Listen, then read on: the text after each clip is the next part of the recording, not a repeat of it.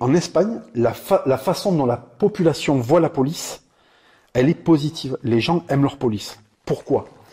Parce qu'en fait, les policiers en Espagne ont plus de droits. Quand tu as un casse-couille, d'accord, ils peuvent le trépaner. Et il n'y aura pas d'IGPN, de je sais pas quoi. J'ai connu cette période. D'accord. Ben, tu vois là-bas, si un mec qui casse les couilles, il se fait trépaner. Donc qu'est-ce qui se passe? Les policiers, on leur demande pas de faire du chiffre sur tel mec, sur telle petite infraction, sur les gens solvables. On veut qu'il y ait de la tranquillité. L'Espagne, c'est un pays qui ne vit, contrairement à la France, pratiquement que par le tourisme. Donc, s'il y a des casse-couilles dehors, il y a moins de touristes. Donc, le pays, il chute.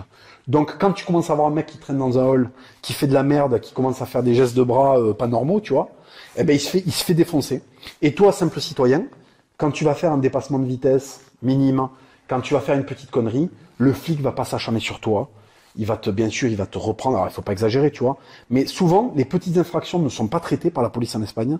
C'est les gros trucs, tu vois. Si tu vends de la drogue, alors les arrachages de sac à main, n'en parlons pas. Et là, il y a des scènes où clairement, t'as des mecs qui se font déchirer. Tu montres ça à un gauchiste en France, il prend feu, le mec. Combustion spontanée. Et la population là-bas aime ça. Mais même plus un gauchiste, non, je vais te couper, mais même plus un gauchiste, c'est-à-dire que aujourd'hui, donc moi, ça m'est arrivé d'intervenir il y a pas très longtemps dans un train où un mec qui foutait la merde, qui fumait dans le train, qui avait pas de ticket, je suis requis par le contrôleur.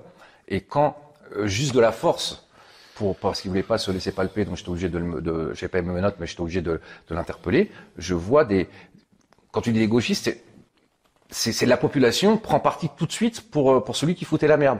Alors est-ce qu'il y a aussi un syndrome de Stockholm, c'est-à-dire que comme tous ces racailles ont pris le pouvoir, est-ce que ces racailles finalement, inconsciemment, t'as envie d'être dans leur camp parce que tu sais qu'elles pourraient te faire plus de mal qu'un policier.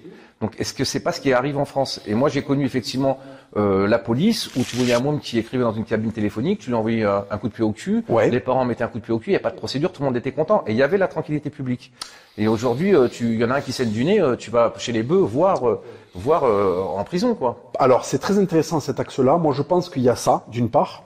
Il y a aussi le fait qu'en France, l'esprit gauchiste de mai 68 est tellement présent que, si tu veux, il y a de fait une méfiance à l'égard de l'ordre. Et c'est assez antinomique parce que, en réalité, l'ordre, c'est la garantie de quoi? En fait, paradoxalement, plus la police a de pouvoir, plus les rues sont tranquilles. Parce que sur le mec qu'il va falloir vraiment défoncer, lui, il n'y a pas d'impunité pour lui. Donc en fait, il va se faire éclater, donc il va se tenir à carreau. Et en revanche, comme si tu veux, il y a énormément de violence directement. C'est vraiment. En Espagne, par exemple, tu as un mec qui commence à faire du chahut dans un bar, il va toucher une gonzesse, ça part en couille, mais je peux te garantir qu'il y a un flic qui va arriver, tu vas entendre le câble, il va sortir, il va prendre le mec, il va le savater devant tout le monde, pour que ça serve d'exemple. Sauf qu'une fois qu'il a fait ça, ça donne un avertissement collectif. Continuez à jouir tranquillement, continuez à passer une bonne soirée. L'élément perturbateur a été désigné, il a été neutralisé. Il n'y a pas de flou. Parce que quand tout le monde est une victime de la police, quand tout le monde a toujours une explication, c'est-à-dire que oui, il a eu une enfance difficile, oui, il vient d'un quartier difficile, oui, donc en fait, tout le monde a une explication, donc en fait, on peut jamais intervenir. Et si on intervient, c'est forcément fasciste. Donc en fait, tout le monde se fait emmerder, plus personne ne peut rien faire. Nous, on est désarmés, les simples citoyens, on est désarmés. Donc tu peux pas te faire justice quand il y a un mec qui vient violer ta gonzesse chez toi, tu vois. Le mec qui rentre chez toi, il fait une infraction, tu peux rien faire, sinon tu vas en zonze.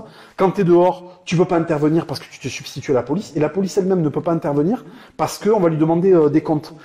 Je crois que c'est un truc qui est connu dans la police. T'as des mecs qui se font dessouder, des collègues à toi, parce que avant de tirer, ils se demandent s'ils vont pas être emmerdés. Et des fois, c'est trop tard. Le mec a pris l'initiative, il a mis un coup de couteau. Ça, ce n'est pas normal. Et on est dans une exception en France. Tu vas en Serbie, en Croatie, c'est les pays que j'ai visités. Tu vas en Espagne, tu vas au Portugal. Tu vois, le Portugal, on n'entend jamais parler. La police portugaise, c'est comme la police espagnole. C'est méga violent. Et tout le monde est d'accord avec ça. Pourquoi? Parce qu'en fait... Même s'il peut avoir des excès. Parce que forcément, tu peux avoir des excès. Mais du coup, effectivement, la force reste à la loi. Et donc, du coup, c'est du gagnant-gagnant. Pour les citoyens, pour le policier, mais même pour le délinquant, parce que le délinquant, quand il voit un policier, comme tu dis, en Espagne, en Serbie ou n'importe où, il se tient un carreau. Moi, j'ai connu l'époque où alors, je parle de la petite délinquance, où effectivement, il y avait le policier, voilà, jamais ça venait à l'esprit d'aller cracher ou se battre avec un policier. T'avais perdu, c'était le jeu. Et c'est ça que j'ai connu.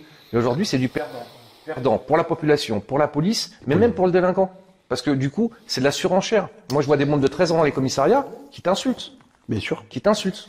Et en fait, ce qu'il faut comprendre, c'est que ce que ne comprennent pas la population française, c'est qu'un mec qui n'a pas peur de la police, c'est-à-dire l'obstacle maximum entre lui et le crime qu'il veut commettre, d'accord?